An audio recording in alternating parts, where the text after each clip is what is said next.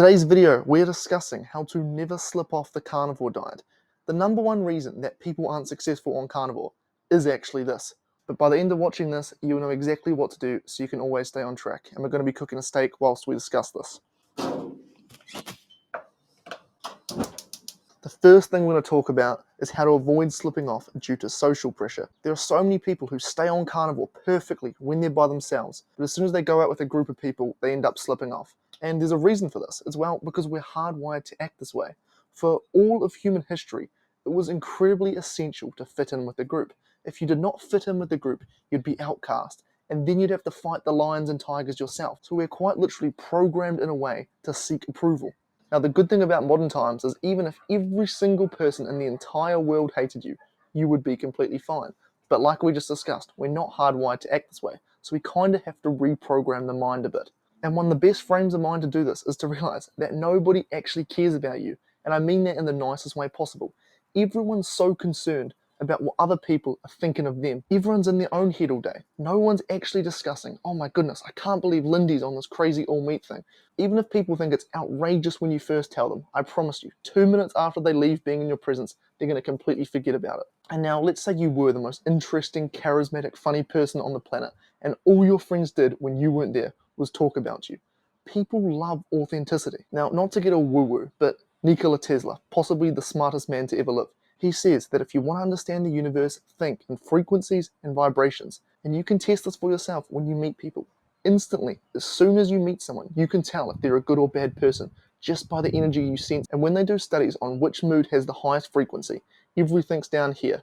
Sadness, anger all the way at the bottom, then you get a bit higher and you have things like happiness and love being number 2. But there's one frequency that stands head and shoulder above the others, and that's authenticity. People are drawn to it. In fact, it's incredibly hard to hate someone who is truly themselves. It doesn't matter how weird they are. If you guys have seen the movie Wolf of Wall Street, you've probably seen Matthew McConaughey doing the whole thing where he beats his chest. Now this here is incredibly strange actions for the normal person. But because he completely owns this, people just think it's cool, funny, and unique. And Matthew McConaughey is incredibly loved, despite doing something that's seen as weird.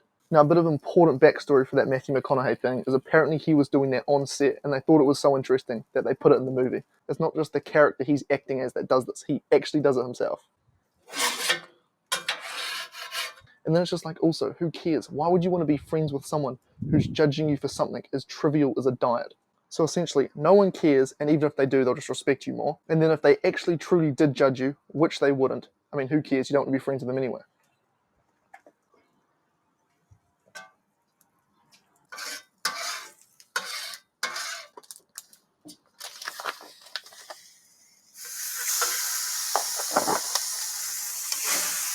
Now the second point, which kind of relates to the first point, is that you want to have people around you that are also doing carnivore. This actually makes a massive difference. When I first started the carnivore diet, I would slip off from time to time. And the reason being as well, like I just discussed, it's very easy just to fall into the trap of doing what the people around you are doing. However, one day my best mate jumped on carnivore with me, and ever since then I've been essentially flawless. I don't even consider eating other things. It's just so normal because that's all we do. We both just eat meat. And even now, after seeing the great results that I had, my family's on it, so everyone around me's on it. All we have in the house is meat. Now, if you lived in a completely opposite circumstance, where everyone around you was eating junk food or just even fruits and vegetables, it would seem completely normal to eat those things. Whereas in my instance, it just seems weird. Like eating anything other than meat just seems weird. So if you can get just one person around you doing it with you, it'll make a tremendous difference. Hey guys, it's me again. I wanted to let you all know that I've written an ebook, which is a complete beginner's guide on the carnivore diet. It's only 17 pages long and it covers everything you need to know. So whether you want to refresh your knowledge or you're a beginner who's looking to get onto the carnivore diet and doesn't know where to start, this one's for you. All you have to do is head down to the description of this video, click the top link, and I'll send it to you for free. And on top of that, I'll send you a couple emails each week with some bonus tips I have regarding the carnivore diet. And the best part is that there's no catch. It's literally all for free. So go down to the description to claim your free copy now. Anyway, back to the video. As to how well you stay on track.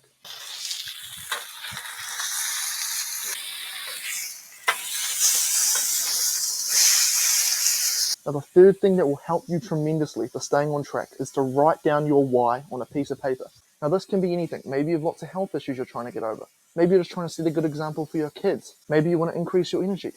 Your why can literally be anything. but just having it written down can make a tremendous amount of difference when you're craving the cake or when you're considering going off the diet.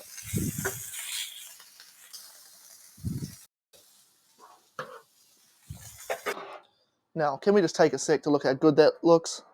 I've been flamed in many videos for my poor cooking skills. Not today, I won't be.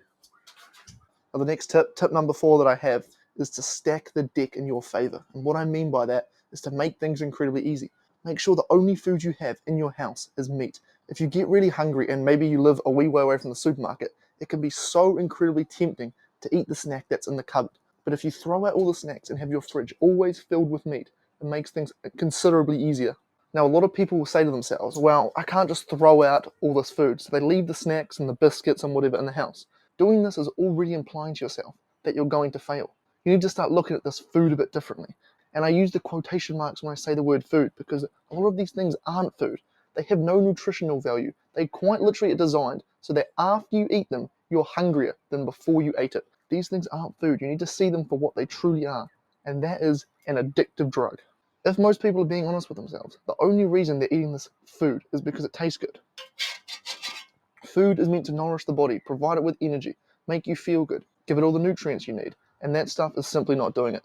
Throw it out and have your fridge filled with meat so when you get hungry, you're not even remotely tempted to eat something that you shouldn't. Now, just for the record, if you don't want to be 100% strict, you don't have to. This isn't some religion. Now, another key thing to do is to have pre-made snacks in the fridge. Maybe some meatballs, some steak that's already cooked, just so when you do get super hungry, you've got something there already readily available to you. Now, and then the final tip is on how to avoid the cravings. And it can be boiled down to basically one or two things. When we consume something sweet, we have been essentially, I talked earlier about programming, it's essentially the same. Sweet things have been programmed into us that they're good. If we came across a sweet plant, which is typically fruit, in the wild, it essentially meant that we wouldn't die straight away. Now, so for hundreds of thousands of years, humans have been positively rewarded for the sweet taste. So as soon as we get the taste of something sweet, it's extremely pleasurable to us, which releases a tremendous amount of a hormone known as dopamine. Now, human psychology can literally put down to seek pleasure, avoid pain. And so when we get something sweet, we get this tremendous amount of pleasure. And because our body's always trying to seek pleasure, it will do whatever it can to trick you into having something else sweet. But the good thing about this is that after 2 weeks, your brain forgets how much pleasure it got from something. So if you are battling cravings, all you need to do is say to yourself, this isn't going to be here for long. Maybe at the start of Carnivore, you'll find that as you're about to go to bed, you're craving that late night sweet treat. Chances are that even when you wake up in the morning, you're no longer going to be craving this thing. And as soon as you get outside that 2-week time period, you're completely set. So keep that in mind when you're craving something. Anyways, thanks for watching. If you want to see more videos like this, consider subscribing, and I'll see you next time.